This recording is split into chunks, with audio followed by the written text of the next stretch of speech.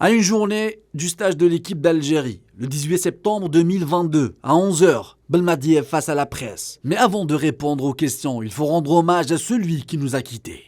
Monsieur Mehdaoui, évidemment, Allah yarhamou, Allah wasi' alayh, Allah yati sabr al-aïla. Il a été mon sélectionneur au même titre que Monsieur Zouba. Match Algérie-Brésil, que de la rumeur. Le Ghana a annulé, la Guinée et le Nigeria sont des adversaires qu'on veut rencontrer. La prochaine échéance pour nous, c'est la Coupe d'Afrique qui va se jouer en 2024. Donc tous les matchs qui vont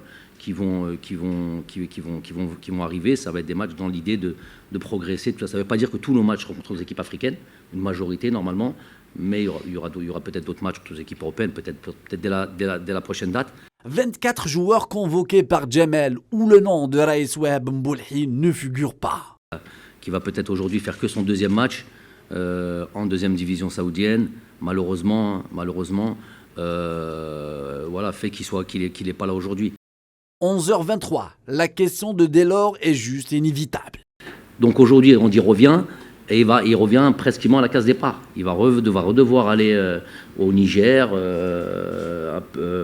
ou encore en Ouganda, en Tanzanie.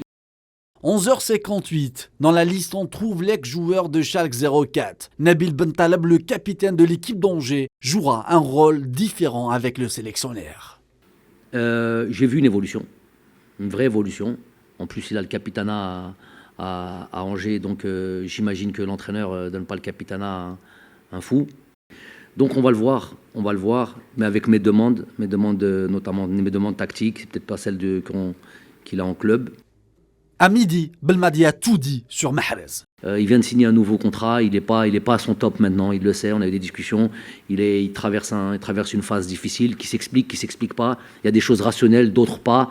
Donc à lui d'inverser la tendance. On a beaucoup vu ça chez lui. C'est un joueur qui peut donner beaucoup. C'est un joueur qui n'a pas été à la hauteur des attentes sur tous nos sorties, les dernières sorties en sélection nationale. Il le sait parfaitement. Yassine Brahimi n'intéresse plus le coach. Pour Bounjah Belamri, il y a de l'espoir. Moi, je regarde tous les matchs de Bagdad. J'ai regardé les matchs de Djamel. Donc je fais très attention à ce qu'ils font. Midi 08, Belmadi salue le travail d'Arzki Roman et l'exploit des U17. Bravo aux joueurs, bravo, c'est toujours les joueurs qu'on met en avant, bravo aux joueurs, bravo au staff technique et à leur tête l'entraîneur. Midi et quart, Belmadi donne le constat de la situation de ses défenseurs. Pour Aïssa, j'ai deux choses. Aïssa, on sait que les entraînements, ou même ne serait-ce que les matchs amicaux, ne remplacent jamais la compétition, mais ça aide quand même. Deux, il a pu, alhamdoulilah, cette semaine, jouer un match d'Europa League. Il ne joue pas tous les week-ends,